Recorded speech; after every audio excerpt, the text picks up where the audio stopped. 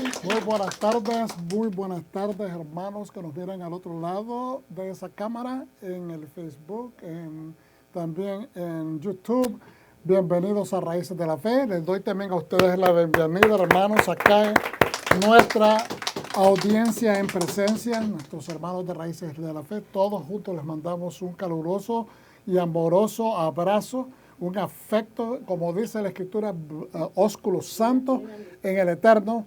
Que estén bien, hermanos, es nuestro deseo. Y hoy es Shabbat, Shabbat Shalom. Shabbat Shalom. Amén, aleluya. Shabbat Shalom. El mejor día de la semana es el Shabbat. Y no solamente por la comida, ¿verdad? Que comemos sabroso, sino que es porque estamos en presencia del Eterno. Su presencia nos nutre. Esa nutrición es mucho más especial. Y sin dar mucho preámbulo, sabiendo que el Eterno está supervisándonos y que estamos en su presencia, hoy tenemos la mesa preparada para estudiar un poco acerca de la vida de Sara. Diga conmigo, la vida de Sara. Hayei Sara. Y no sé por qué me sale fuera de balance en la pantalla esta primera diapositiva, pero está un poco como hacia el lado. La traté de centrar, pero no sé qué es lo que está pasando. Pero ahí dice la vida de Sara, Hayei Sara, y eso significa la vida de Sara. Como subtítulo, hermano, hemos puesto aprendiendo a procesar el sufrimiento interno. Aprendiendo a procesar el sufrimiento interno. Entonces, la pregunta surge, me imagino, pastor, pero ¿qué tiene que ver eso con la vida de Sara? Tiene que ver mucho, porque muchas de las decisiones que vamos a ver que se toman en esta porción tienen que ver con una manera a veces errónea de procesar el sufrimiento. Vamos a definir lo que es sufrimiento. Sufrimiento, en palabras sencillas, es el padecimiento de algo que te causa, dolor físico, dolor mental, te puede traer presión emocional y que te está aturdiendo, que te quita el enfoque, que te quita la capacidad de poder ser fructífero, que te quita la habilidad de poder concentrarte en tu día y poder hacer otras funciones, porque eso está fijamente en tu mente y no te deja, vivir, como dice la gente. No te deja tranquilo, te mantiene inquieto, te mantiene inestable emocionalmente. Puedes reaccionar de una manera de enojo o puedes reaccionar de una manera triste o puedes reaccionar de una manera bien violenta. Algunas personas no pueden a veces enfocarse cómo procesar estos sentimientos y entonces les está causando un sufrimiento. Entonces, el sufrimiento puede ser físico, de dolor físico, puede ser emocional, mental o puede ser inclusive espiritual. ¿Okay? Y todo esto desencadena decisiones. Todo esto desencadenan decisiones. Y esas decisiones, cuando usted tiene los sentimientos controvertidos, sus pensamientos no se alinean. Entonces, que a veces yo uso mucho este ejemplo, pero es que es la mejor manera de ponerlo. Lo que usted piensa, lo que usted dice y lo que usted hace tiene que estar en alineamiento.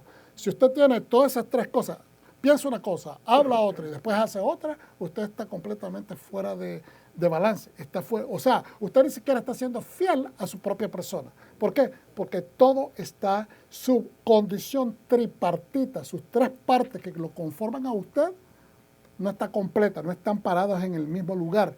Y entonces, imagínense cuando un esposo, vamos a poner este ejemplo, vamos a salir a comer y la esposa le dice al esposo, ¿dónde vamos a comer? Donde tú quieras. Y después le dice, no, pero donde tú quieras. Y después le preguntan al hijo, ¿y dónde tú quieres ir? No, donde usted quiera.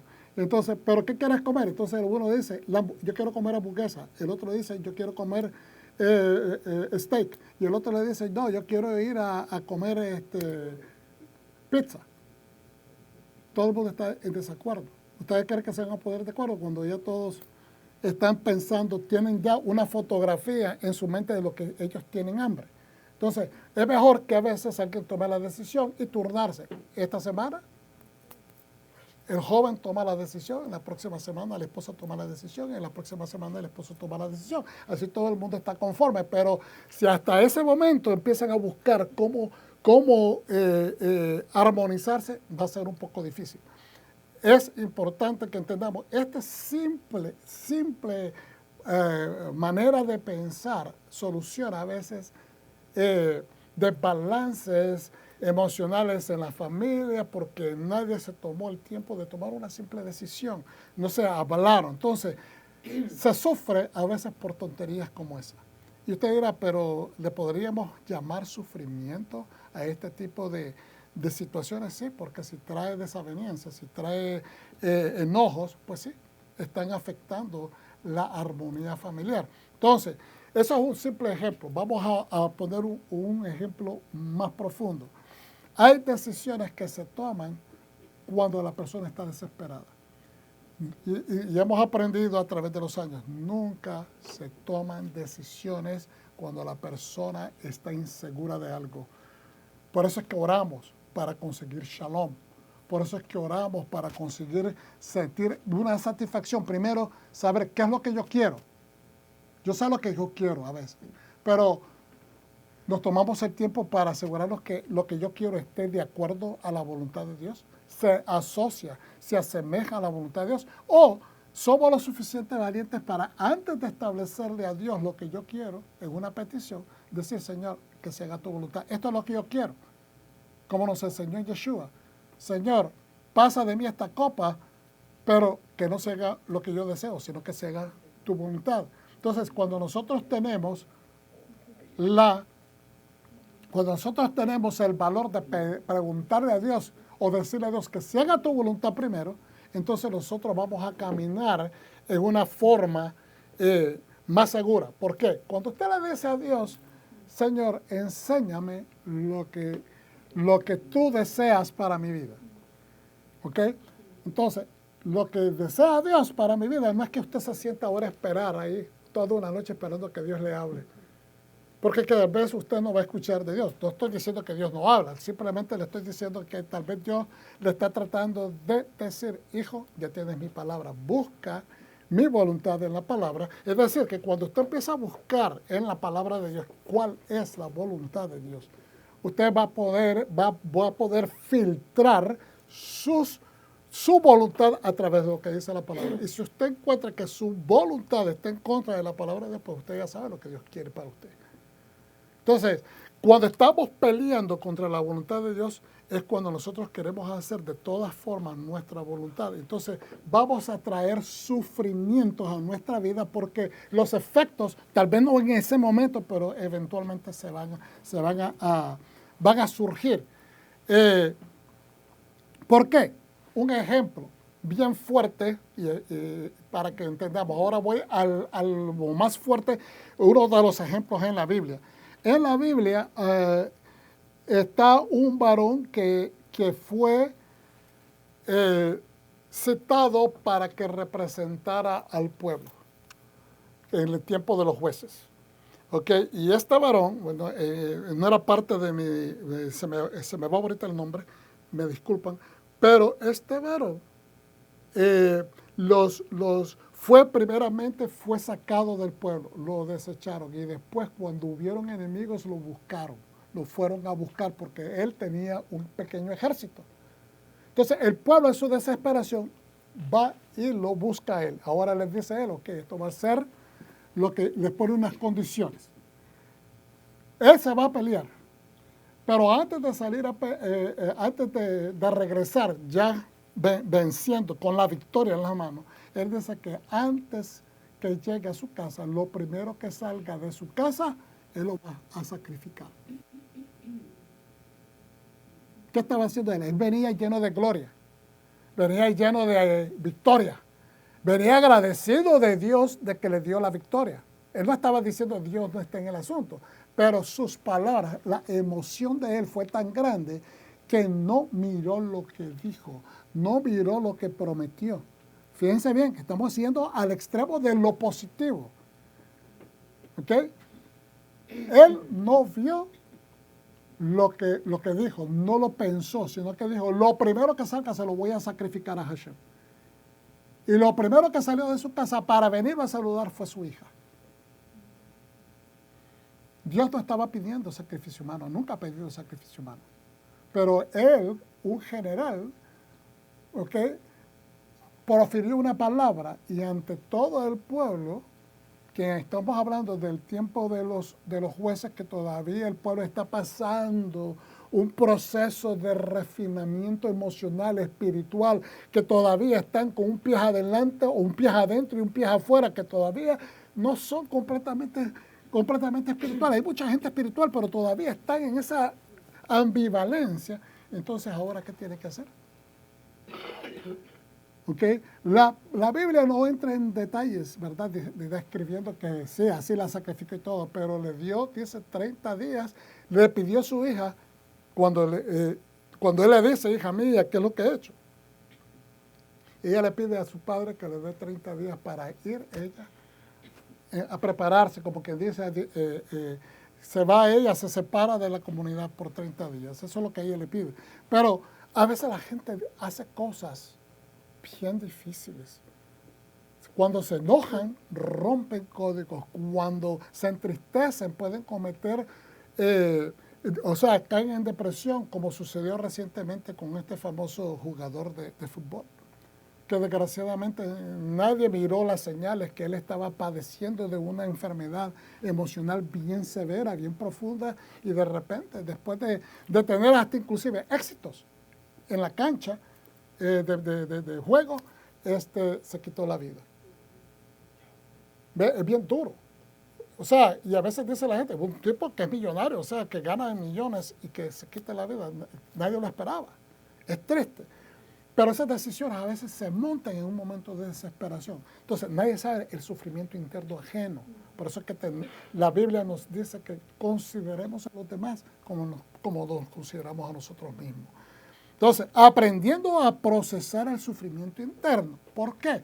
Porque si procesamos el sufrimiento, podemos separar lo que es de Dios o lo que no es de Dios, lo que es mi voluntad y lo que tal vez no es la voluntad de Dios. Y si yo puedo separar esas cosas, me va a ayudar a tomar decisiones más cautas, más sensatas. ¿Cuántos dicen amén? Entonces, vamos hacia adelante. De la Torá, miramos Génesis 18:1 al 22:24. Génesis 18:1 al 22:24, Profetas Segunda de Reyes 4:1 al 37. 4:1 al 37. Pacto renovado Lucas 17:28 al 37. Pacto renovado Nuevo Testamento Lucas 17:28 al 37. Somos una congregación mesiánica, hermanos. Nos gozamos en alabar al Eterno, en la salvación de Yeshua HaMashiach y en su Torah, porque es la que nos enseña el camino.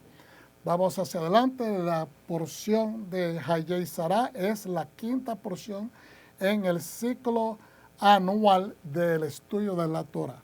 Es la quinta porción, como lo dije, se llama Hayei Sarah, la vida de Sara, y en esta porción no hay ningún tipo de mandamientos prescritos.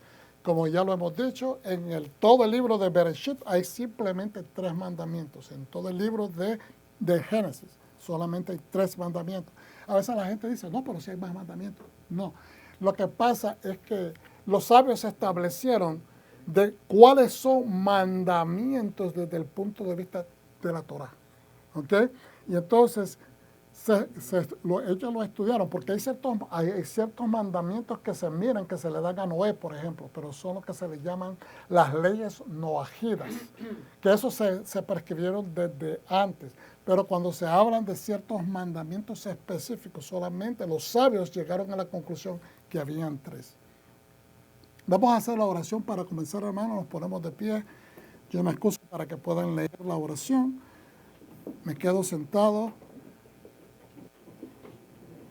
Berechut et Adonai hamevovah. Baruch ata Adonai Eloheinu melech haolam asher bachar banu mikol ha'amim venata lanu et torato. Bendigamos a Adonai y bendito es Él. Bendito eres Adonai, nuestro Elohim, Rey del universo, quien nos escogió entre las naciones y nos instruyó con su Torah. Bendito es Adonai, dador de su Torah. Amén. Gracias, hermano. Bendito sea el Eterno. Estamos entonces comenzando en los primeros capítulos, en el primer capítulo de esta porción que viene siendo 23, verso 1. No vamos a leer todo el capítulo, pero vamos a concentrarnos en algunas cosas específicas. Sara vivió 127 años, estos fueron los años de su vida.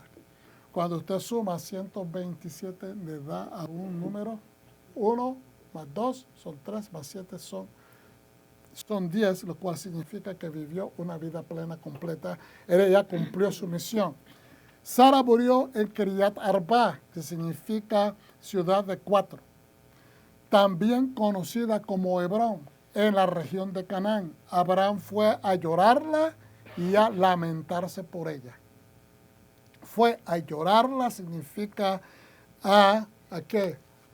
Fue a cumplir con su funeral, obviamente tristeza, pero lamentarse es traer el sufrimiento a un nivel muy personal, porque ahora este varón va a extrañar a que fue su compañera desde su juventud.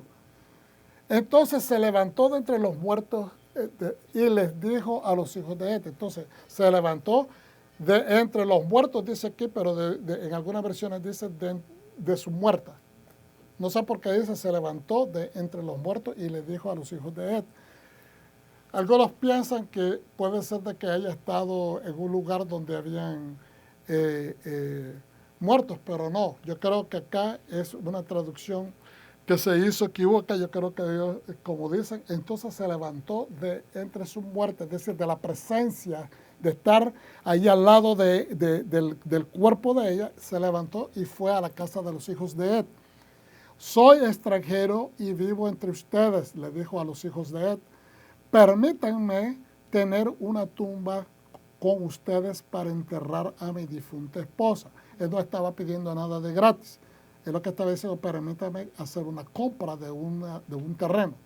Los hijos de Ed le respondieron a Abraham, escúchanos, mi señor, tú eres un príncipe de Dios entre nosotros. Elige cualquiera de nuestras tumbas para enterrar a tu difunta. Ninguno de nosotros te negará su tumba para enterrar a tu difunta. Abraham se levantó, se inclinó ante los habitantes de la tierra en agradecimiento, obviamente un gesto de agradecimiento por las palabras de ellos, de los hijos de Ed, y les habló, si desean ayudarme a enterrar a mis muertos, escúchenme.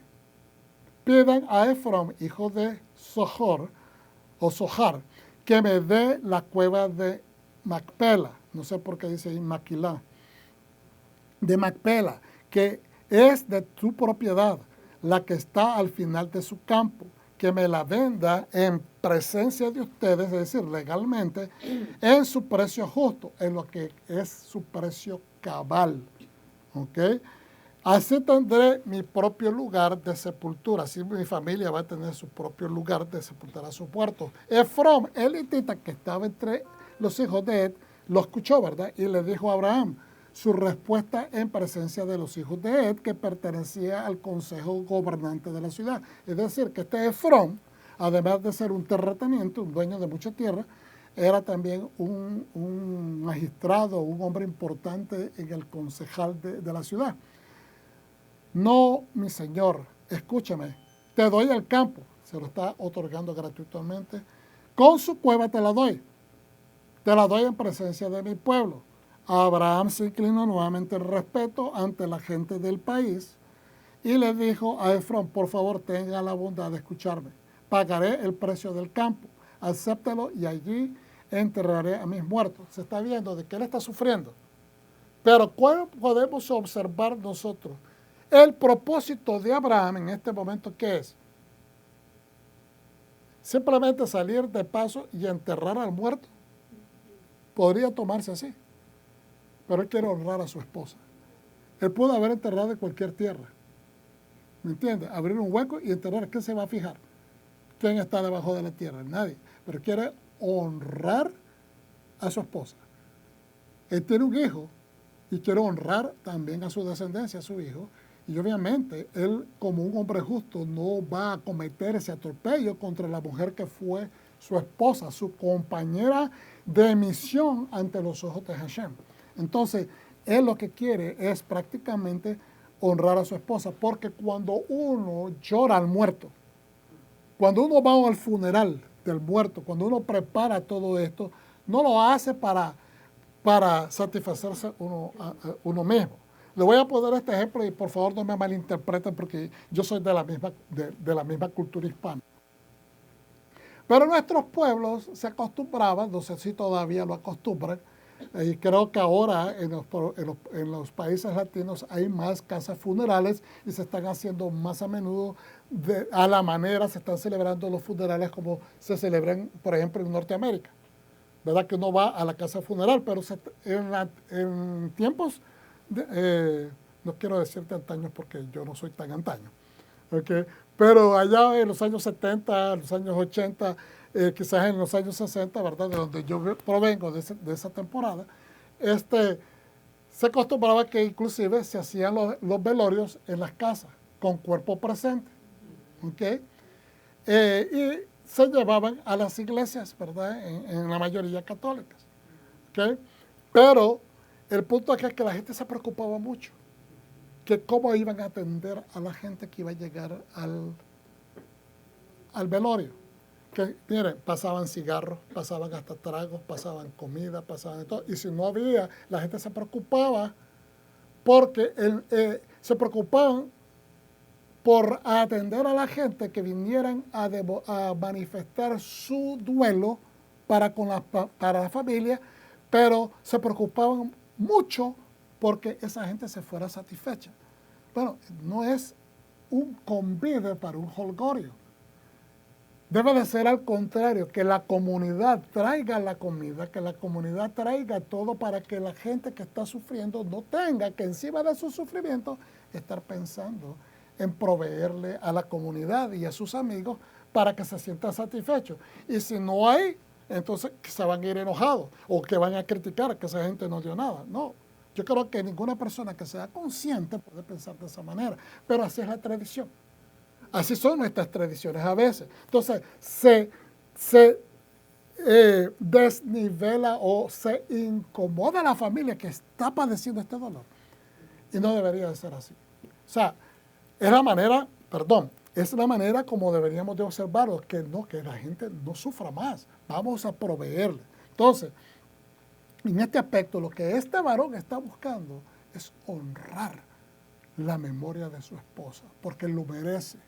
¿Okay? Entonces, dice, pero Efrón le respondió a Abraham, 13, voy a repetirlo, y le dijo a Efrón, por favor, tengan la bondad, le dijo a Efrón, por favor, tengan la bondad de escucharme, pagaré el precio del campo, acéptelo y allí enterraré a mis muertos. Pero Efrón le respondió a Abraham, Señor mío, escúchame, un terreno que vale 400 ciclos de plata, ¿qué es eso entre tú y yo? Muchas veces lo hemos interpretado que él está diciendo, eso no es nada entre tú y yo. Pero eso es una manera como se negociaba en la antigüedad. Ahora, después de estudiar un poquito más ampliamente el concepto, lo que está tratando no es de minimizar. Fíjense bien, no está tratando como a veces, ¿qué son 400 pesos? Usted me los puede pagar. O sea, eso es, ¿me entiende? No es que lo estén minimizando el precio. Lo que está es al contrario, lo está amplificando. Es una manera coloquial, cultural de esos tiempos, de que lo que está diciendo no es que sea un poquito de dinero, no, está amplificando. ¿Qué es eso? ¿Ves? Porque cuando se negociaban, según lo que he estudiado en este recurso, que es el Humash, el comentario, Humash significa comentario, con las enseñanzas talmúdicas, con las enseñanzas del Talmud. Entonces, enseñan los comentarios de la antigüedad de los rabinos que vienen platicando acerca de opiniones y también que incorporan elementos históricos que no están en la Biblia, pero que van rellenando esos huecos que nos ayudan a entender los aspectos culturales que de otra manera no los tendríamos. Entonces, ellos explican de que lo que estaba haciendo era amplificando el precio. ¿Por qué? Porque a la hora de una negociación en los tiempos de Abraham, la gente compraba el terreno, pero no necesariamente compraba los árboles. Por ejemplo, los árboles injertados. Si usted está injertando un árbol, ¿con qué propósito va a injertar un árbol? Que produzca más fruto. ¿Estamos entendiendo? Entonces, lo que estás diciendo es que si habían árboles frutales y habían árboles injertados, ese terreno cobra más precio. ¿Estamos entendiendo? Si hay árboles frutales naturales, cobra más precio. Si hay árboles cuya madera es preciosa para construir muebles, para construir viviendas, toma más precio. Entonces, en este recurso, voy a rapidito buscarlo porque creo que vale la pena mencionarlo. Se habla de una forma de dinero, ¿ok? No me voy a tomar mucho tiempo en esto, simplemente porque no quiero que se vuelva aburrida la enseñanza, pero creo que es importante. Aleluya.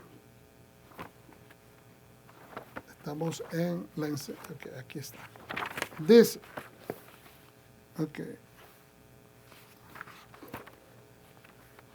también de que la cueva era una cueva doble. Son cosas de un aspecto importante. Algunos pensaban de que, algunos comentaristas dicen de que era una cueva en la parte, o sea, en la parte inmediata cuando se entraba por la cueva y después que había un cuarto más al fondo. ¿Ok? No, pero dicen la mayor parte de los sabios que no, que era de 2 niveles. ¿Ok? Entonces, y de cualquier manera, como fuera, al ser una cueva doble también tenía un precio especial. ¿Ok? Entonces, dice acá de que cuando se habla de dinero, sin que se especifique literalmente el tipo de moneda, dice, se refiere acá a lo que se le llama selaim, es la palabra, la moneda que se utilizaba para negociar, porque se utiliza el término selaim, que significa doble shekel. Doble shekel, es decir, que el shekel que él utilizó era un shekel, una moneda, ¿ok? Pero que esa moneda valía doble. ¿Estamos entendiendo? Y dice, excepto en el caso de la moneda de Abraham, dice, cuando se le pagó a Efrón, dice, porque aquí ese término se utiliza el quintarín, que es una moneda, lo cual es 100 veces o sea, de más valor, ¿ok? Y eso es bien interesante mencionarlo, que él se dice 400 shekels, pero que lo que implica que ese shekel con el que él pagó, que era 400, tenía un valor más aumentado, ¿ok? Entonces, él pagó más de lo que nosotros originalmente hemos entendido, que fueron 400, porque no solamente está pagando, dice la Biblia Escritura, vamos a verlo acá para terminar con esta parte del comentario. Dice, señores míos, escúchame, un terreno que vale 400 ciclos de plata, ¿qué es eso entre tú y yo? Solo en tierra a tus huertos. ¿Ve? Abraham comprendió que lo que Efrón había dicho, así que le pagó, comprendió, aquí es donde lo explica, 16. Abraham comprendió lo que Efrón había dicho. Él ya entendió lo que él se estaba refiriendo. Cuando le está diciendo, no, eso no es nada. Le está diciendo, realmente tiene un valor alto. Tienes que fijarte que no solamente la tierra, sino es todo lo que está la cueva, está el terreno y todo la descripción que está en ellos. Vamos a ver si la misma escritura respalda esto. Entonces dice, y ahorita vamos a conectarlo con, ¿en qué manera lo conectamos con el tema de la enseñanza de hoy? Así que le pagó la cantidad de dinero. Abraham comprendió lo que Efrón había dicho, así que le pagó la cantidad de dinero que había especificado en presencia de los hijos de Ed, 400 ciclos de plata, y aquí lo dice, el peso aceptado entre mercaderes. Un precio entre mercaderes no es lo mismo que el primo le venda al primo, sino que es una negociación de más alto nivel, ¿ok? Eso es lo que dicen en los comentarios, en otras palabras, que es cuando dice que es un precio entre mercaderes, le pagó lo que se paga entre mercaderes, es que como mercaderes saben evaluar correctamente lo que vale algo. ¿Ok? Entonces, dice, el peso aceptado entre los mercaderes era de 10 libras. Abraham comprendió lo que Efrón había dicho, así que pesó para él la cantidad de dinero que había especificado en presencia de los hijos de Ed, 400 ciclos de plata, el peso aceptado entre los mercaderes, y en paréntesis, o corchetes, mejor dicho, 10 libras. Así el campo de Efrón, de Macpela, que está junto a Mamre, el campo, ahí por eso lo especifica, su cueva y todos los árboles dentro y alrededor. ¿Por qué la Torah hace especificación de que hasta los árboles? Porque los árboles se estaban cobrando separados. ¿Okay? O sea, es decir, tenían un costo, no es que era cobrado separado, sino que tenía un costo que había sido incluido en ese precio global. Entonces, todos esos fueron cedidos en la venta, en la compra-venta. Y Abraham tomó su posesión en presencia de los hijos de Ed, que pertenecían al Consejo Gobernante de la ciudad. En otras palabras, fue legalmente adquirida. Yo sé que hemos leído esto todos los años, ciertas veces hemos leído esta parte, pero es importante profundizarlo porque nunca habíamos llegado a explicar toda esta parte. ¿Por qué?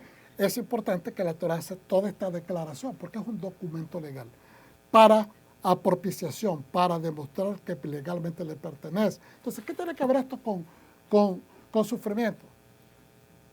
Cuando uno quiere enterrar a su muerto, como nos ha pasado a todos nosotros, y queremos honrar a tu papá, a tu mamá, a un hermano, lo que sea, uno quiere pagar el precio. En ese momento no estás regateando, en ese momento sí hay algo que está la prioridad, porque es un muerto y no podemos esperar mucho tiempo, porque el cuerpo se está descomponiendo, cada día que pasa se está descomponiendo, ¿verdad? Entonces, pero al mismo tiempo queremos que se entierre honrosamente. ¿Okay?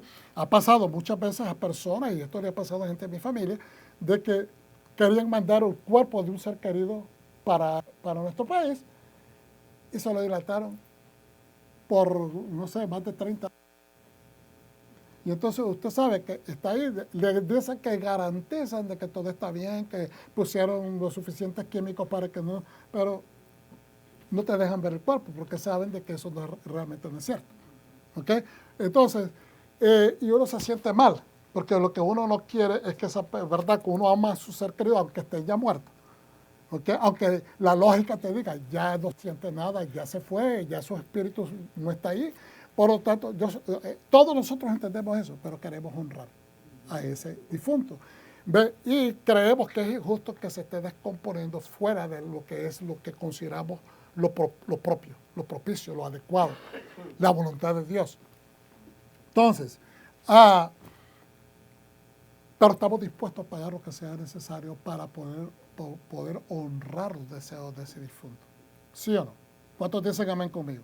Entonces, vamos a los extralímites. ¿Por qué? Porque queremos honrar. Entonces, ¿a qué está? Su sufrimiento le justifica pagar ese precio, no porque le sea un gran sacrificio, porque él mismo se lo declara, por el precio correcto, yo lo pago para enterrar a mi muerta. Si ustedes me quieren ayudar, por favor, concédanme la venta de esto. No lo está pidiendo de gratis. Entonces, ¿qué tiene que ver esa situación con el sufrimiento? No se trata de que yo quede bien, no se trata de que a mí me gusta ser correcto, porque entonces se vuelve una cuestión, un asunto de tu proyección como persona. No se trata de manifestar tu nivel de justicia, tu nivel de ser correcto. Se trata de que la persona está sufriendo, ya sufrió la pérdida de su ser querido, pero ahora está sufriendo porque sabe el proceso no se detiene el proceso de descomposición, por lo tanto es un doble sufrimiento.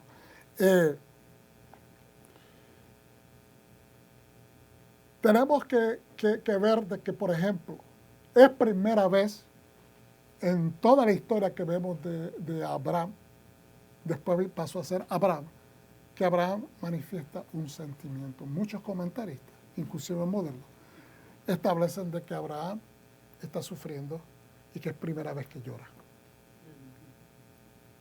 Es primera vez que llora.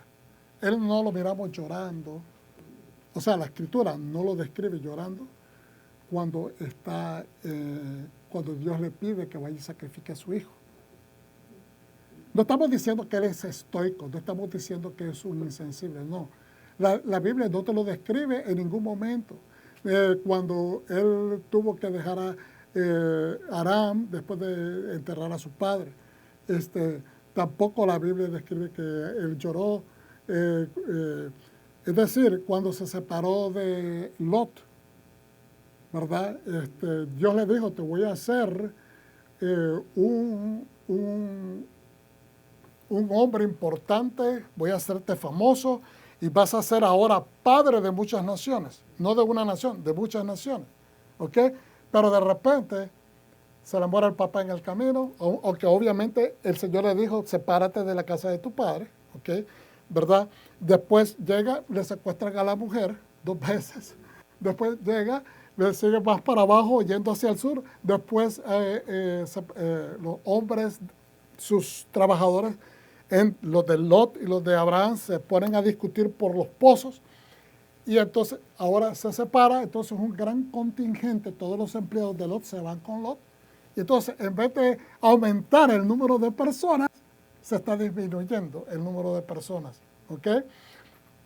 Entonces después miramos de que secuestran a Lot y así sucesivamente vemos que hay esas 10 pruebas que tiene que pasar Abraham. ¿Okay? Hay un sufrimiento que nosotros no vemos. Lo tomamos como una narrativa de una historia que ya estamos bien familiarizados, pero nos ponemos en los pies de Él, todo su sufrimiento. ¿Cuántas veces le hemos dicho adiós a un familiar que nos ha venido a visitar y nos ha dolido? ¿Qué tenemos que decir adiós? Tal vez un familiar que no mirábamos hace mucho tiempo. O no, tuvimos un encontronazo con una persona querida y tuvimos que hacer esta ruptura, o tal vez una separación, tal vez no una ruptura del vínculo, pero una separación porque nos herimos. Eso duele. ¿A cuántas veces hemos llorado o nos hemos sentido muy, muy dolidos por ese tipo de relaciones que llegan a una fricción? Entonces, y algunos lloran, a otros se ocupan. Abraham lo hemos visto que él siempre está haciendo. Pero hasta ahora, como que después de venir del Akedah, de haber amarrado a su hijo para ofrecérselo al Señor como Dios se lo había pedido, no llora. Aunque podemos imaginar, hay algunos midrashim que dicen lo siguiente, de que él habiendo amarrado a su hijo y le miró a los ojos profundamente, tratando de describir lo que estaba adentro de él, y gritándole por dentro, ¿okay? Hijo mío, ¿cómo quisiera que Hashem te proveyera con un rescate, con un reemplazo? ¿Okay? Y que tu sangre no fuera necesaria de ser derramada. ¿Okay? Y de repente dice que él vuelve a ver hacia arriba y es como que gritara.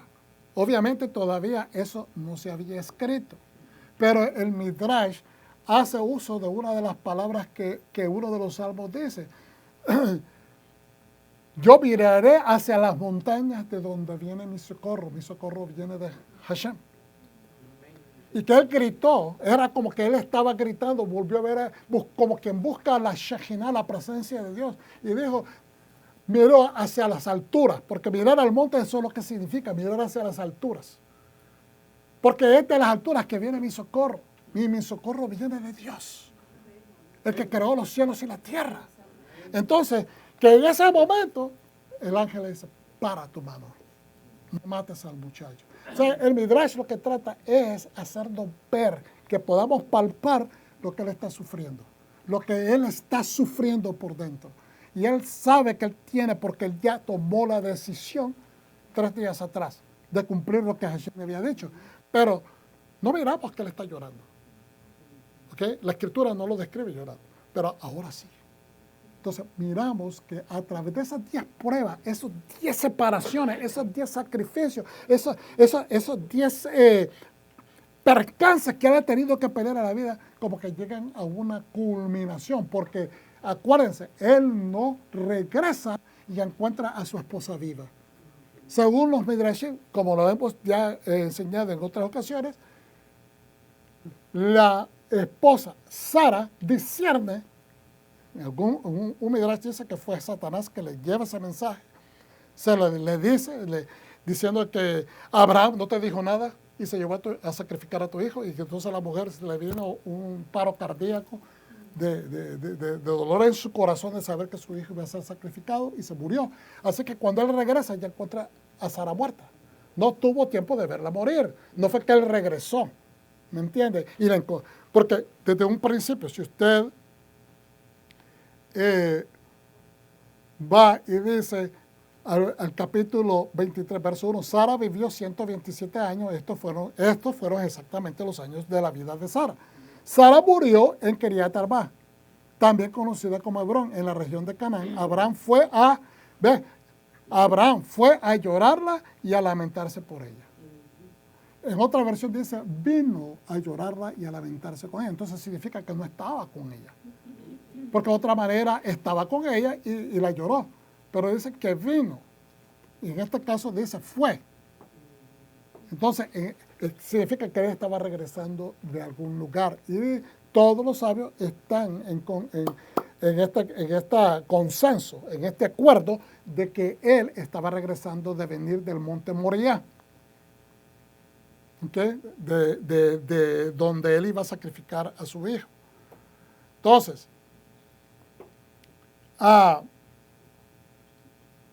aleluya. Estamos entendiendo que había un sufrimiento. Entonces ahora él suelta y él está llorando.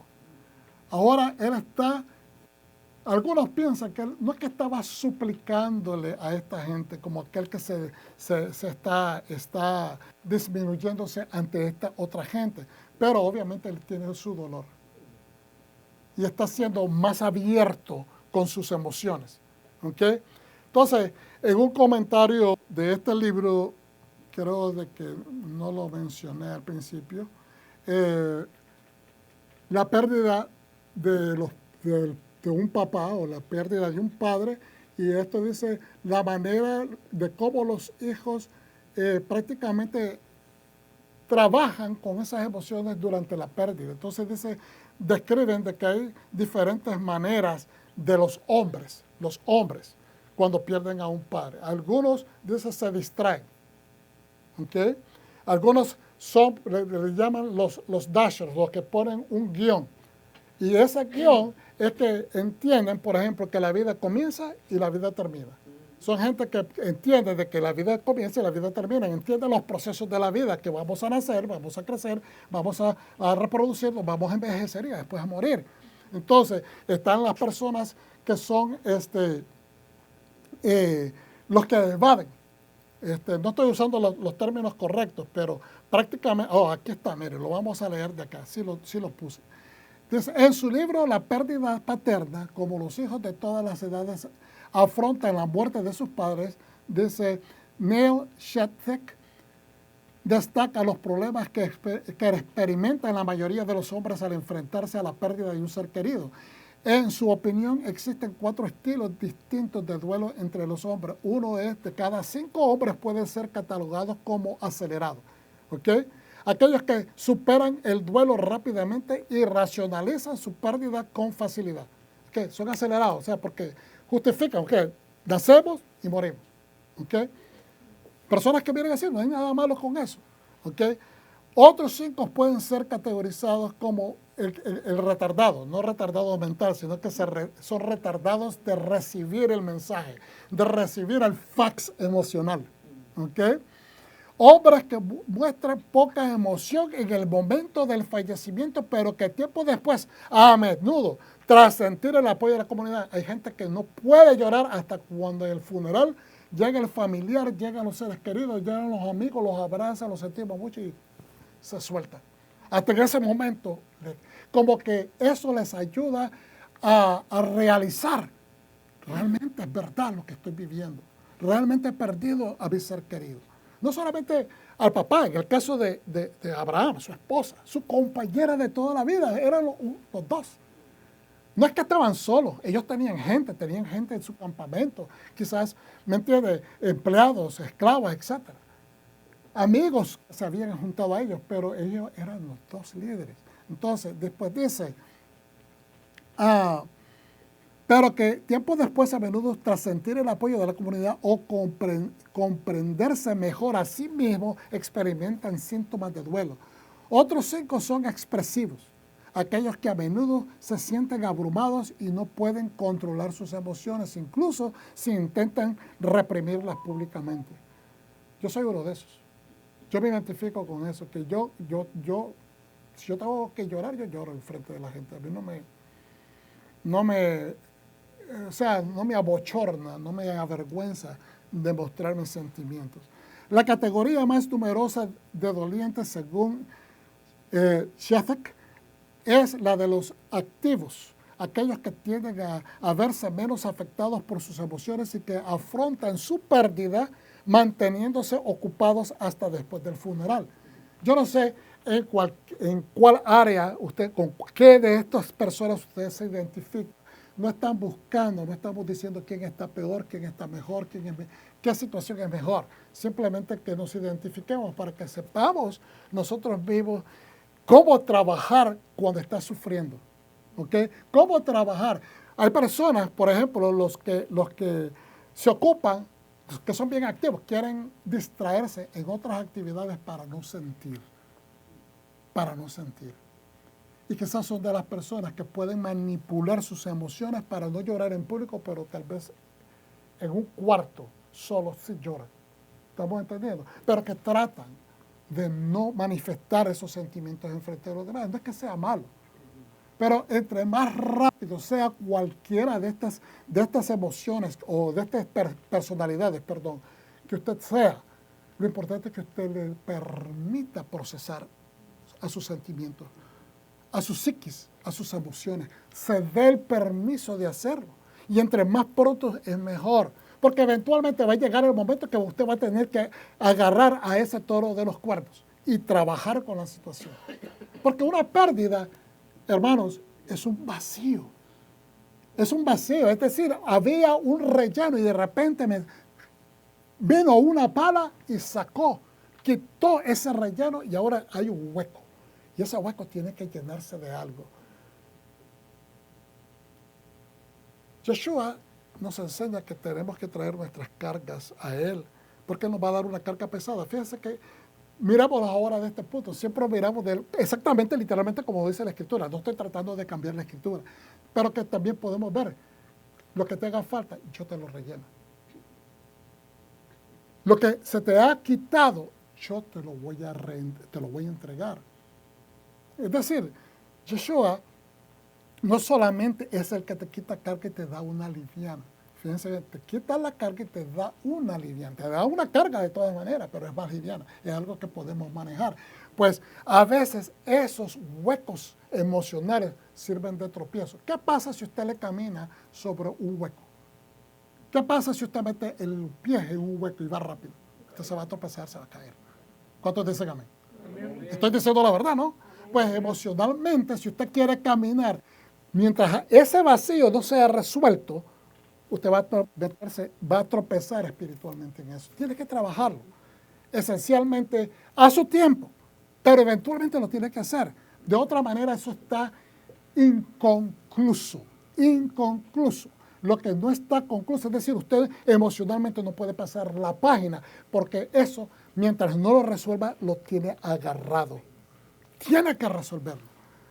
Irónicamente, esto pasa también cuando la gente dice, y espero que ustedes lo analicen, cuando la gente dice, esa persona me hirió y está muerta para mí.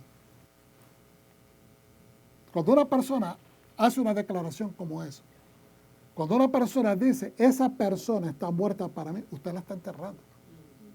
La persona la está enterrando. Pero aunque esa persona lo haya herido, recuérdense que si esa herida está doliendo mucho porque usted amaba a esa persona. Y tal vez esa traición lo hizo a usted reaccionar de una manera que nunca esperó esta traición.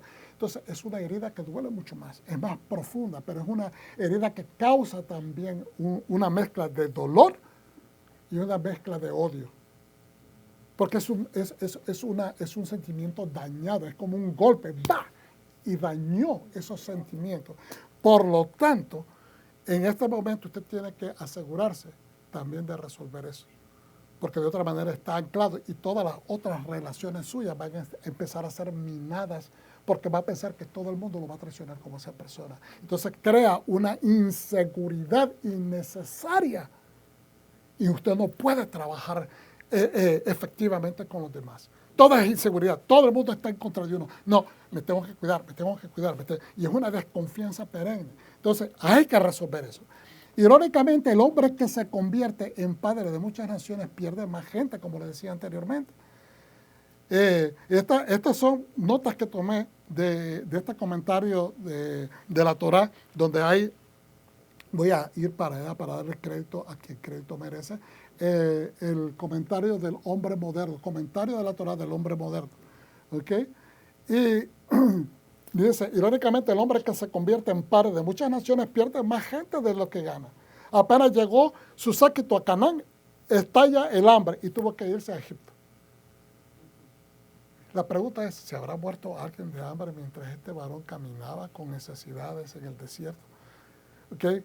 Con su esposa Sara. No nos imaginemos que ellos iban en un burrito los dos nada más para Egipto. No, ellos iban con su séquito, con su gente. Ellos no iban a dejar a su pueblo atrás. Temiendo ser asesinados por codiciar a su hermosa esposa, convence a Sara que finja ser su hermana, etcétera, y así se van desarrollando todas estas cosas que le pasan. Entonces, como le digo, se venían minimizando el número de personas que caminaban con él, y la pregunta es, Señor, ¿por qué se están cortando mis bendiciones?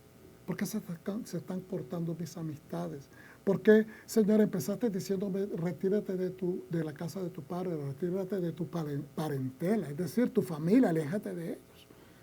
Retira. Entonces, me hiciste una promesa que voy a aumentar en gente, que voy a ser un padre de naciones, pero se están minimizando el número de personas en mi vida.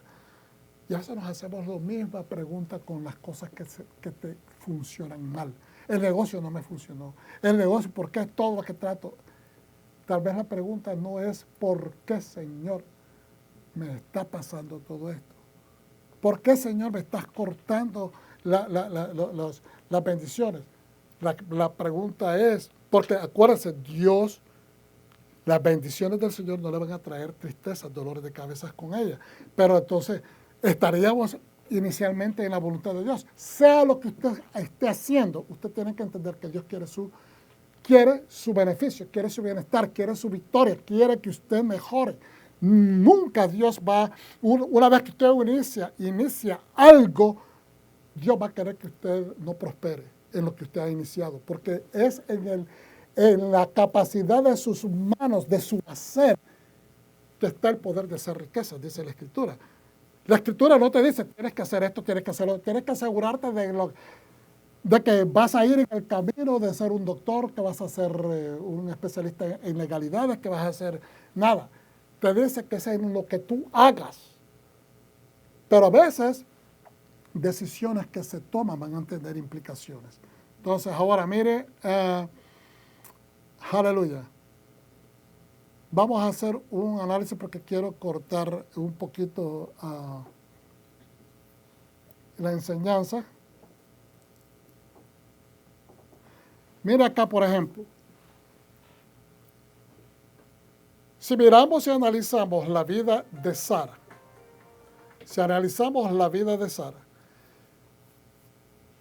siempre se menciona esto.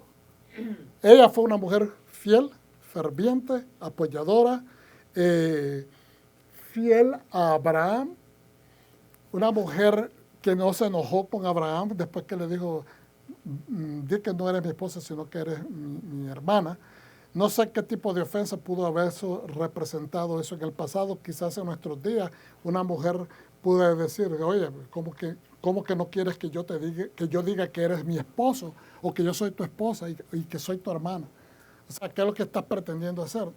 No sé si eso representaba una ofensa para ella, pero ella de todas maneras lo hizo para salvarle la vida a él hasta ese nivel. Estuvo dispuesta a sufrir esa posible consecuencia para librarlo a él del mar. A veces no analizamos ese punto de vista, que ella se puso en la vía de ser atropellada, que su pureza, su humanidad, su ser mujer fuera atropellado porque el potencial de que la violaran estaba allí.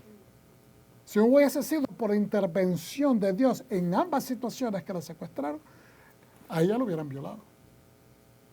Pero Dios se aseguró de mantener su pureza, pero ella estuvo dispuesta a correr ese riesgo por el amor que sentía por su esposo. Y eso es profundamente aplaudible. ¿Cuántos dicen amén? Amén. Mujeres de Dios, aplauden al Señor, aleluya. Santo es el Señor. ¿Usted haría eso por su esposo? Esa es la pregunta. Esa es la pregunta. ¿Qué pasos estaríamos dispuestos nosotros a dar? Tanto el esposo como la esposa.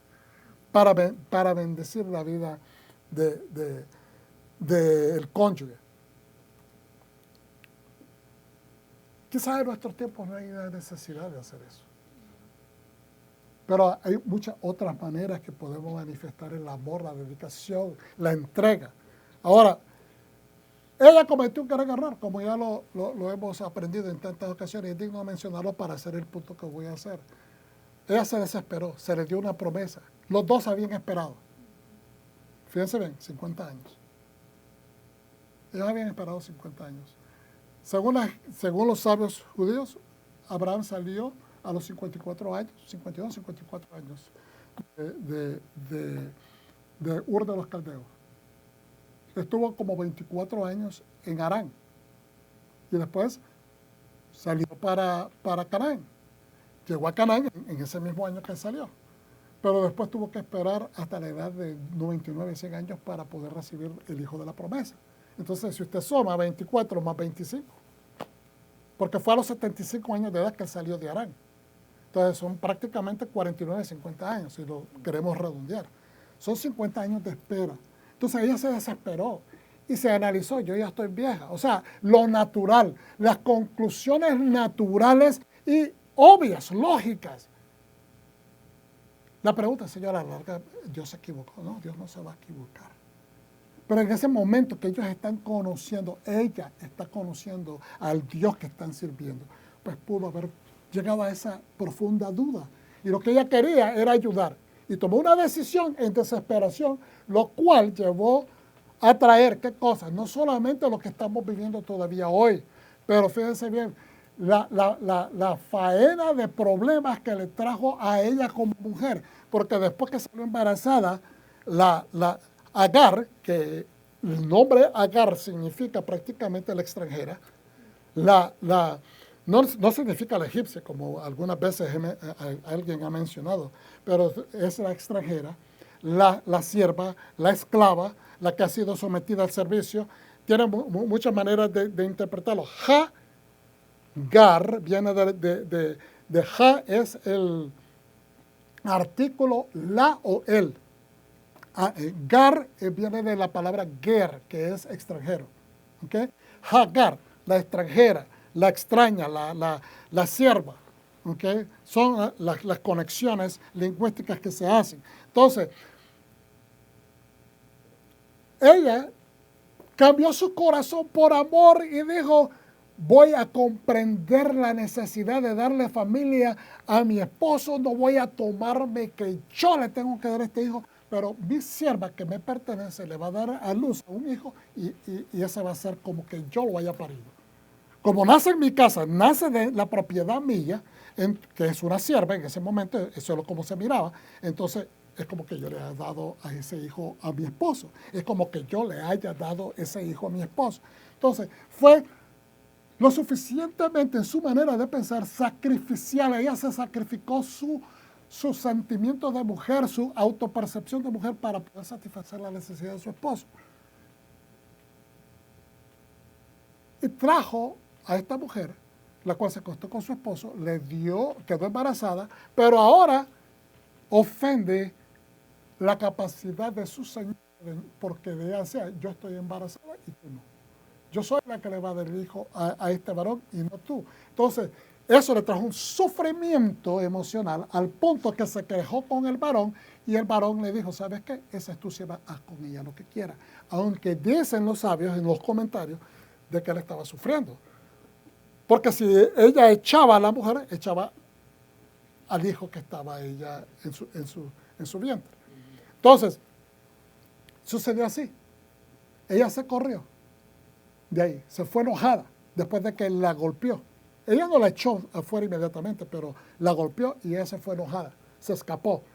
Dios la encuentra en el desierto, ¿verdad? Y le habla y tiene misericordia de ella. Y le dice lo siguiente, vamos a ver si encuentro la escritura porque quiero que lo leamos de ahí, ¿ok? Y dice lo siguiente, aleluya. Bendito sea el Eterno. No la tengo, parece en... Ok. Abraham se acostó con Agar y ella concibió. Cuando supo que estaba embarazada, comenzó a despreciar a su ama. Ya mencionamos eso. Vamos a saltar al 7. El ángel del Señor encontró a Agar cerca del manantial, después que se escapó en el desierto. Era el manantial que está junto al camino de Shur. La palabra Shur significa muro y se refiere, no es a Ashur. Ashur significa Asiria, pero Shur significa muro, muralla.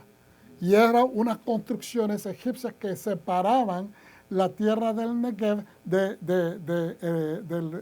o sea, era una demarcación del reino, hasta donde llegaba el reino de los egipcios, ¿ok? Y entonces se llamaba en camino a Shur. Significa que ella iba para dónde entonces? Iba hacia el sur, escapándose ¿a dónde? A Egipto. ¿Por qué se estaba yendo hacia Egipto? Porque ella era de Egipto. ¿Se acuerda de que ella es una de las princesas que estaban con el faraón? Algunos comentaristas piensan de que ella era una de las hijas del faraón. Que porque él le secuestró a Sara, le secuestró a Abraham, a Sara, entonces ahora de pago le da una de las hijas de su casa. Pero ahora ella pasa a ser, de ser una princesa en la casa del faraón, pasa a ser una esclava. Y entonces por eso es que ella estaba rebelde, porque ella era una princesa. Y ella lo que quería es ser tratada como princesa. Entonces se escapa y va hacia el sur porque está buscando cómo regresar a Egipto, buscar sus raíces. Entonces, ¿qué es lo que le dice entonces el Señor? Entonces, esto es importante mencionarlo, porque a veces no miramos cómo estamos procesando. Ella está sufriendo, pero Agar, te dieron una gran oportunidad de pasar a ser de la casa real de Israel. Quizás no al nivel pomposo de las pirámides de Egipto, porque este es un pueblo pequeño que se está empezando a formar. Pero te dieron la puerta abierta para que pases a ser concubina del líder de esta nueva nación. No eras la esposa, pero eras la concubina. Pero ahora estás sufriendo porque decidiste hacer sufrir a tu ama, burlarte de tu ama, estar atribulando a tu ama. Entonces tu ama ahora te ha puesto una paliza y estás sufriendo de dolor y estás sufriendo porque te has sentido ofendida, pero lo provocaste. Ella lo provocó, no lo provocó la ama le abrió las puertas. Entonces ahora dice, el ángel del Señor encontró a Agar cerca del manantial en el desierto, era el manantial que está junto al camino de Shur, y le dijo, Agar, esclava de Sarai, ¿de dónde vienes, a dónde vas? Dice, huyo de mi ama Sarai. Todavía no le había cambiado el nombre a Sara. Y esto me hace mencionar esto. A veces me molesto cuando la traducción dice Sara y no le ponen la H. Hay que ponerle, si es Sara, refiriéndose a Sara, la mujer de Abraham, que uno le pone el nombre a una hija, a una nieta, lo que sea, tiene que ser con la H, porque esa H de Hei, la Hei del Eterno, le está amplificando el nombre a ese nombre Sara. ¿Ok? De una princesa a una reina. ¿Ok? Entonces, dice, y le dijo, Agar, esclava de Sarai, ¿de dónde vienes y a dónde vas? Huyo de mi ama Sarai, respondió. Entonces el ángel del Señor le dijo, vuélvete a tu ama, ¿y qué le dice? Y sométete a ella. Sométete. No le dijo, vuélvete y sigue con tu mala crianza. Sé humilde, sé obediente, sométete a ella. Ese es el consejo del ángel. ¿Ok?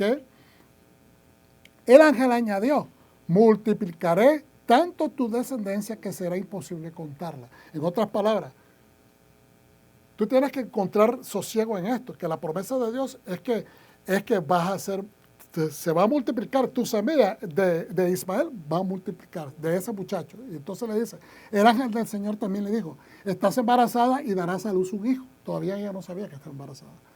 Le pondrás por nombre Ismael, porque el Señor ha oído hablar de tu aflicción, ha escuchado tu aflicción. Será un hombre indómito. Se lo está profetizando. Pero vamos nuevamente hacia atrás. Que el Señor te ha oído hablar en tu aflicción, en tu sufrimiento. El Señor escucha el sufrimiento de aquellos que creen en Él. Y Dios le está diciendo, Sara, tú no creías en el Dios Todopoderoso. Tú fuiste introducida a este Dios a través de la casa de Abraham, a través de la esposa de Abraham, quien te abrió la puerta para que entras a ser concubina de este hombre. ¿Estamos entendiendo? Dios está escuchando la aflicción de ella, pero es porque ella está embarazada de la semilla de Abraham.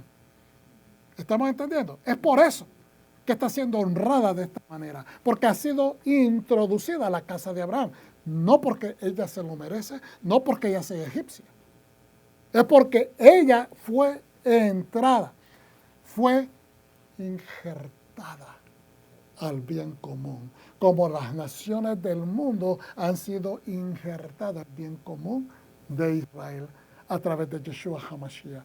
Fue a través de Abraham, porque en Abraham y su descendencia todas las naciones de la tierra van a ser bendecidas. Amén. ¿Cuántos dicen amén? ¿Estamos entendiendo? Estamos entendiendo la semilla es Abraham. Y acuérdense que Yeshua es la descendencia, la semilla que desciende de Abraham. ¿Ok? Ahora, esa es la razón por la cual su súplica está siendo escuchada. Porque ella ni siquiera sabía que estaba embarazada en este momento. Será un hombre indómito. Su mano estará contra todo. Él va a pelearse con todo el mundo. Es lo que estamos viendo, que la descendencia de Ismael llega a todos los países y se pelea con todo el mundo. Y la mano de todos contra él. Y vivirá en enemistad con todos sus hermanos. Los saudíes no se llevan con los iraníes no se llevan con, ¿entiendes? Que esto con Qatar no se lleva con esto, que el otro no se lleva con el otro, que Irak no se lleva con Irán, o sea, es una situación de que nadie está contento. ¿Okay? Ella le puso este nombre al Señor que le hablaba. Ella le puso este nombre al Señor que le hablaba. Tú eres el Dios que me ve. Hermano, Dios nos ve. Dios nos ve. Dios te ve. Dios te ve en el sufrimiento. Tú eres una persona que por la bendición de Abraham y por la introducción de Yeshua HaMashiach como el Cordero de Dios que quita el pecado del mundo y el que nos acerca al Eterno, en el cual a través de su sangre se activa el pacto y para siempre, Dios siempre va a escuchar su sufrimiento. Siempre que usted lo invoque de acuerdo a la voluntad de Él. ¿Ok? Dentro de la voluntad de Él, dentro de la obediencia al Mashiach. Tú eres el Dios que me ve. Pues dijo, ahora he visto que al que me ve. Por eso aquel pozo se llamó Beer Lahai Roi. Beer Lahai Roi. Todavía está ahí entre Cades y Beret. Ok. Vamos a ir un poquito hacia atrás. Esto es la aplicación de la palabra Shur que ya le mencioné anteriormente. Y para que miren un poquito cuál fue la travesía de Abraham, de Ur de los Caldeos, en la parte de acá, hasta llegar a Harán, allá arriba, en la parte de arriba, Harán. Y después vino hacia el sur Y como usted pudo ver, pasó por Shechem, por Betel, por Moría, por Hebrón, ¿ok? Y llegando hasta Beersheba, ¿ok? Y aquí le está diciendo, ahí cerca de Kadesh es donde andaba esta mujer, porque ahí está la línea divisoria entre cerca de Kadesh a Shur, que es lo que le estaba explicando, que significa la muralla de división. Ella estaba buscando regresarse a Egipto cuando la paró el ángel. Ok, y esta es otra rendición del mapa, un poquito más clara. Y vamos hacia atrás un poquito, no voy a extenderme mucho más, nada más quiero explicar un poco esta situación.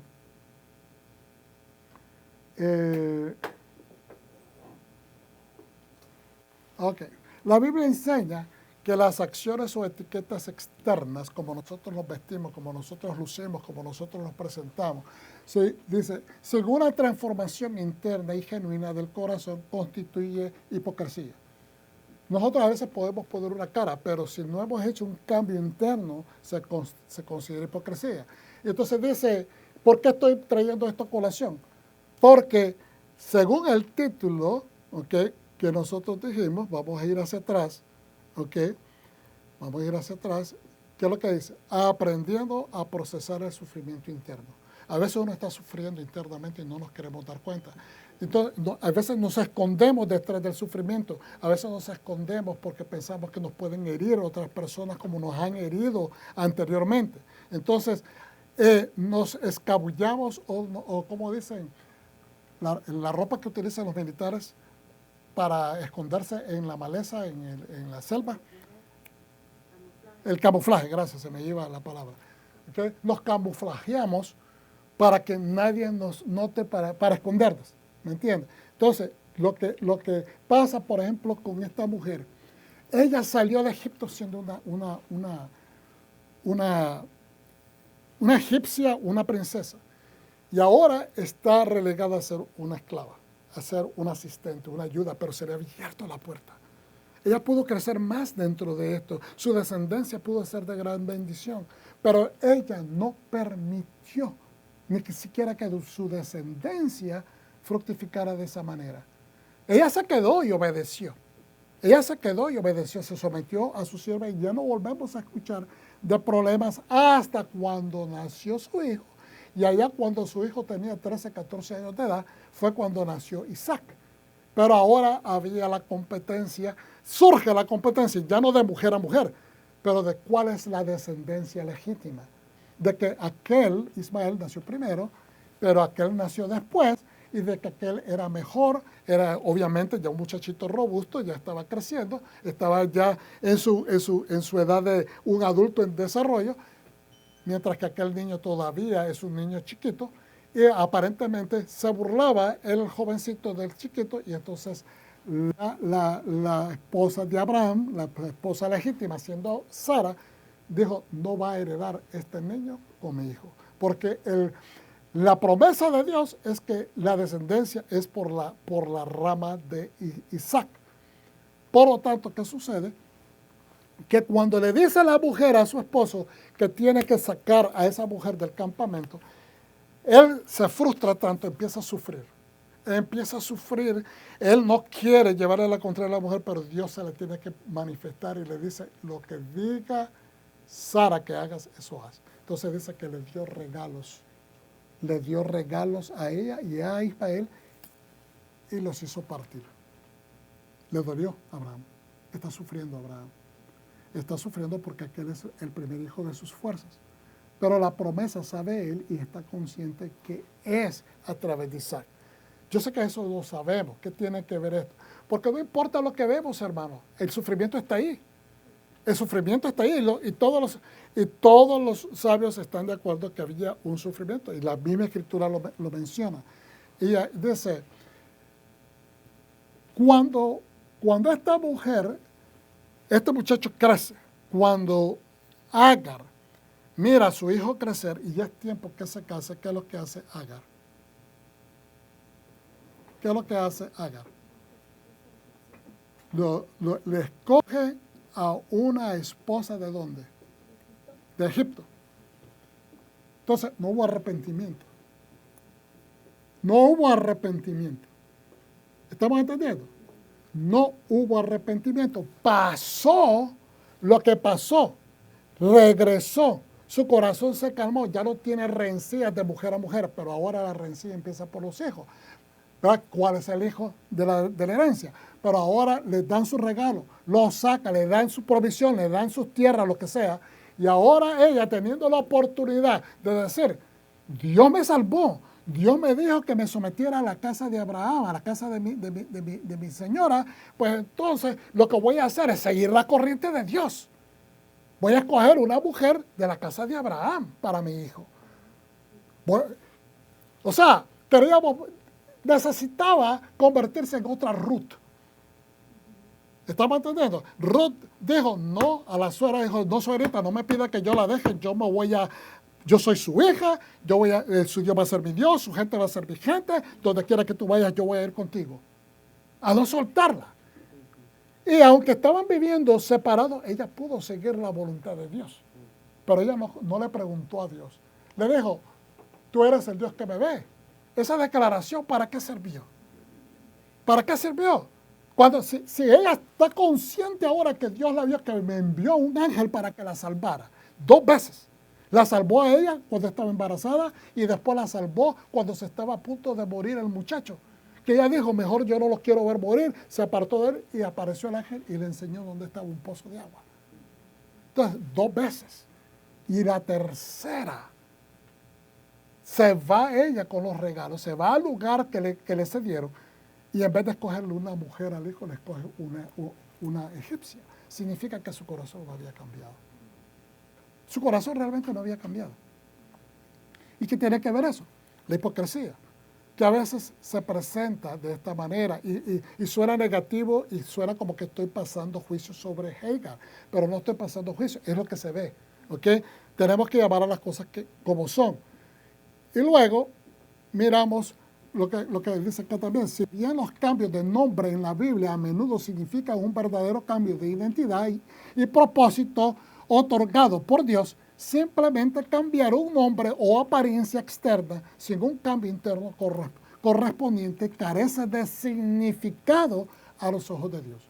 Por eso es que le decía yo la semana pasada, si escogemos un nombre para hebreo, para pasar a leer la Torah, que sea algo que nosotros nos pareamos, nos compaginamos, sentimos, para que una vez que lo tomemos es para toda la vida. No podemos cambiarlo, no podemos, ¿me entiendes?, estar cambiando, porque no se trata de algo bonito, no se trata que suene bonito, no se trata que suene algo heroico, se trata de que se relacione con un proceso de cambio interno. Porque eso es lo que lleva a cabo esto. De cambiarse un nombre, no es que se lo va a cambiar y de ahora en adelante todo el mundo lo va a llamar a usted diferente. No, es cuando pase a leer de la Torah.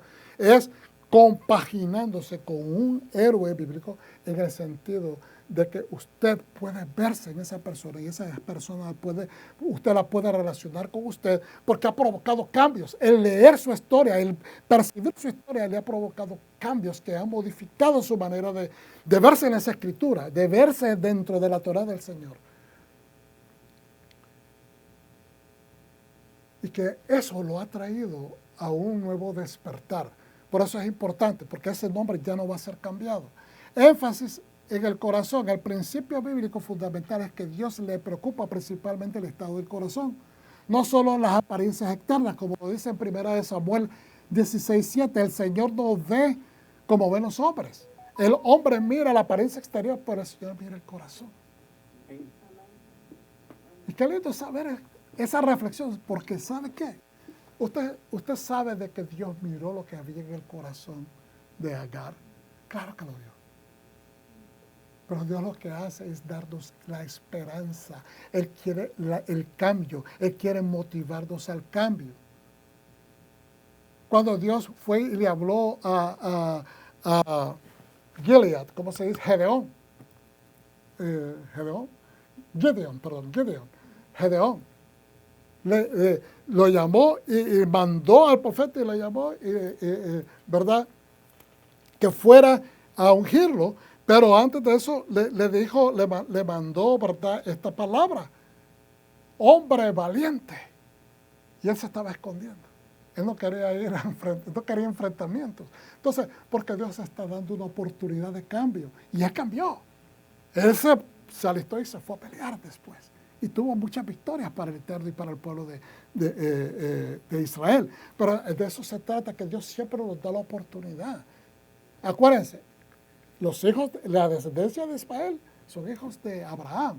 En el momento que ellos se arrepientan, en los momentos que ellos abrazan por completo al Dios de Israel, no es al Dios que ellos interpretan, vuelvo y repito, al Dios de Israel como lo prescribe en la Torah, no al Dios que ellos interpretan a su manera. Ellos van a recibir una revelación, van a recibir el perdón y van a ser redestinados a todas las promesas del Señor. ¿Por qué? Porque son la descendencia de Abraham, tienen el derecho legal. ¿Ok? Pero ahora, el verdadero cambio es interno.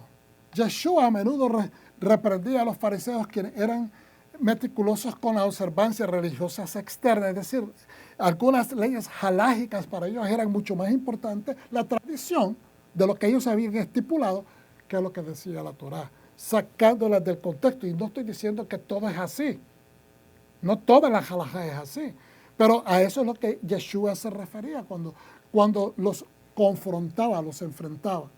No era que él quería cambiar las leyes, es que las quería hacer ver el nivel de justicia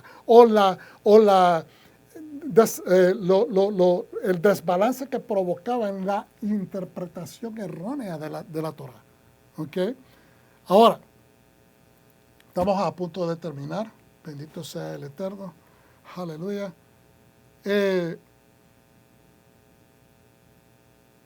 Bueno, quiero leer algo del Nuevo Testamento. ¿Por qué estamos hablando acerca de Hagar que no cambió? Se dice, de acuerdo a los comentaristas, y yo por un tiempo creí, de que Agar era la misma Ketura. ¿Okay? Creí fervientemente porque pensé de que sí. ¿Okay? Porque se alinea, la manera del pensamiento se alinea bastante. Porque dice en la Escritura que eventualmente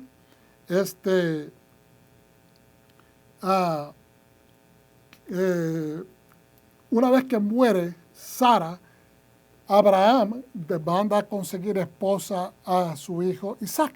Pero después que se casa Isaac y ya termina con esa faceta, dice la palabra que Abraham toma otra esposa. ¿Ok? Y dice, aleluya. Me dispensan, hermanos, que estoy un poco no desordenado. Es que a veces pongo colores que me ayudan a codificar dónde es que tengo la información. Y esta vez no lo hice de esa manera. Dice, ¿por qué entonces termina la paracha diciendo, y Abraham tomó de nuevo esposa y su nombre era Ketura? En Génesis 25:1. ¿Quién era esta esposa adicional? Ketura. ¿Y por qué se menciona en el contexto de las relaciones amorosas de Abraham y Sara? ¿Por qué tiene que salir en la historia de Sara, en esta porción? Dice, y después de Isaac y Rebeca. Dice, se introduce a Ketura simplemente para transmitir información sobre la genealogía de Abraham, o su procedencia significa algo más profundo.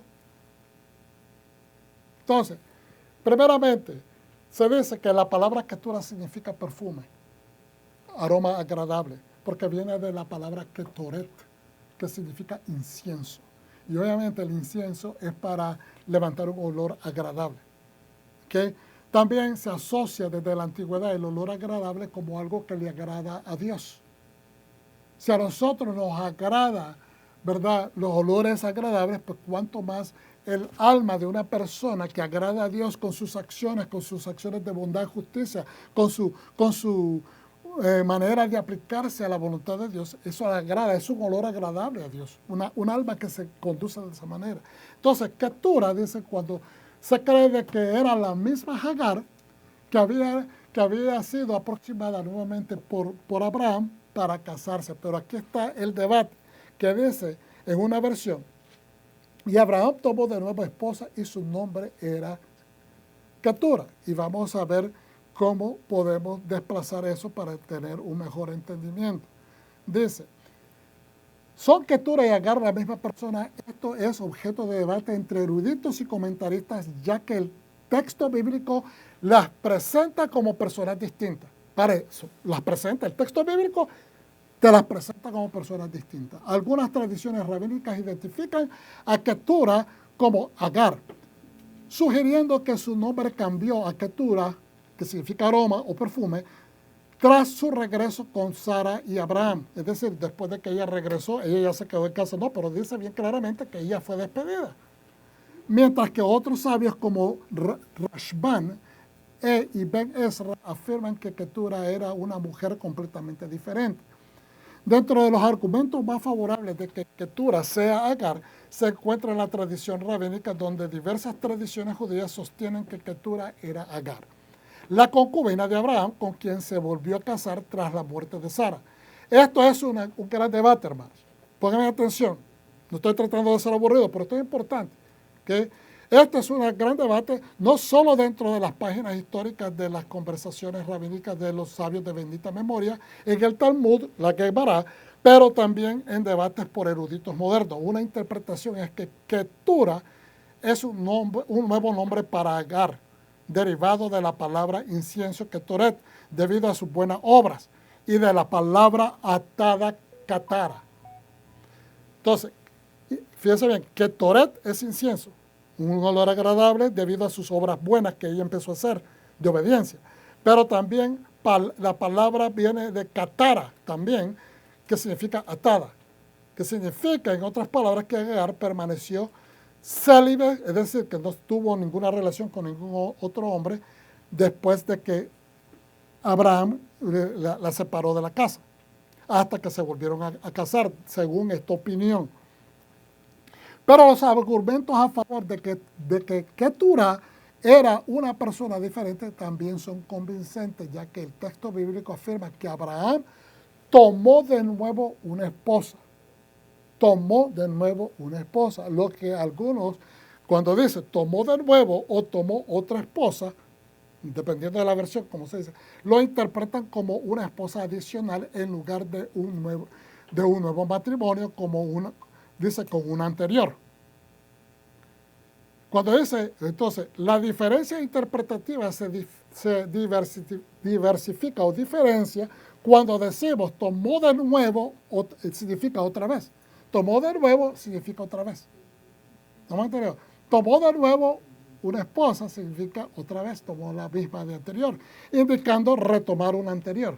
Versus tomó otra esposa que significa una nueva, indicando que esta esposa es una nueva relación. Los eruditos y expertos de la Torah.com utilizan en el artículo nuestra madrastra Ketura tras la muerte de Sara, y esto es importante porque estos son eruditos, esto es una página, un website donde puros eruditos son doctorados en todas estas diferentes modalidades de la academia, ¿ok? Establecen en este artículo nuestra madrastra Ketura, tras la muerte de Sara, Abraham se casa con Ketura, y dicen, ¿quién es ella? Y esto lo dicen estos profesor, doctor rabino Seb Ferber y rabino David Steinberg. Entonces, algunos argumentan que Agar habría sido muy anciana para entonces, lo que hace menos probable que pudiera haber tenido 6 hijos más, como dice la Biblia que tuvo Ketura o Ketura. Yo lo que quiero decir que estaba demasiado anciana. No puede ser que estaba demasiado anciana. Si era una jovencita cuando ella fue sacada de Egipto, ¿ok? Posiblemente ella no podía tener más de 50 años, eso no necesariamente que sea una anciana, ¿ok? Pero para terminar, ¿okay? Dice, Ketura fue llamada Ketura porque sus obras eran tan hermosas después que Adonai la encontró. Dice, la salva a ella y a Ismael en el desierto y le ordena exigir, regresar a su ama. Entonces ella cambia su actitud y sus obras eran como de incienso. Ok, si las obras eran de incienso, y esto fue lo que me convenció, porque después dice en la escritura más adelante de que las concubinas de Abraham, ¿ok? Las concubinas de Abraham. Y eso lo podemos encontrar en Génesis capítulo 26, versos 5 al 6, donde dice bien claramente, en referencia a las concubinas de Abraham, dice, Abraham entregó, en otra versión dice, heredó todo lo que poseía a Isaac, a Yitzhak. Verso 6, pero a los hijos de las concubinas. Pero a los hijos de las concubinas, entendamos, cuando dice le heredó todo lo que poseía Isaac, está hablando determinantemente de que ese es el hijo de Sara. ¿Okay? Pero a los hijos de las concubinas le dio bienes mientras aún vivía y los envió al oriente, a la tierra de Kedem. Esa prácticamente es una redundancia porque la palabra Kedem significa del oriente, del este, ¿okay? Es decir, a las tierras del este. Que lejos de su hijo Yitzhak, nuevamente vuelve y enfatiza, es separada la situación. Entonces, y volvemos también hacia atrás un poquito, a la diapositiva anterior, donde nos dice esta referencia, donde por otro lado comentaristas como Ibn Ezra y Rashban afirman que Keturah no es Agar. ¿Por qué? Porque en el libro de los jubileos, es un libro apócrifo, pero muy respetado en la antigüedad, probablemente compuesto en el siglo II antes de la era común o de Cristo, describe al matrimonio de Abraham de la siguiente manera. Fíjense bien, en el libro de los jubileos. Y Abraham tomó para sí una tercera esposa, y su nombre era Ketura, de entre las hijas de sus siervas, es decir, de las hijas de su propia casa, de la gente que servía en su casa, pues Agar había muerto antes que Sara, dice en este escrito de jubileo, es decir, de que antes que muriera Sara ya había muerto Ketura. No hay ninguna descripción de la razón por qué en este fragmento, ¿verdad?, que se cita, dice jubileos, es decir, el libro de los jubileos afirma explícitamente que Ketura es una tercera mujer distinta tanto de Agar como de Sara, quienes ya habían fallecido. Entonces no puede ser Ketura la misma Agar, ¿ok? Y ahora continuamos hacia adelante para terminar esta parte. Pues si nosotros vemos que en el capítulo 21 de Génesis, verso 20 en adelante dice, Dios estaba con el niño y este creció, vivió en el desierto y se convirtió en arquero. Verso 21, vivió en el desierto de Param. Estamos hablando del capítulo 21. Verso 21 ahora, vivió en el desierto de Param y su madre le buscó una esposa de la tierra de Egipto. Habíamos mencionado anteriormente, sí, Agar había cambiado completamente su actitud y se sometió a la casa de Abraham, a la casa de su ama Sara, significa que todas sus obras iban a ser agradables, perfumadas, agradables, aceptables, ¿ok? Olor agradable, pero en este caso agarrar una mujer egipcia era contrario a la voluntad que Dios había determinado para la descendencia de Abraham, ¿ok?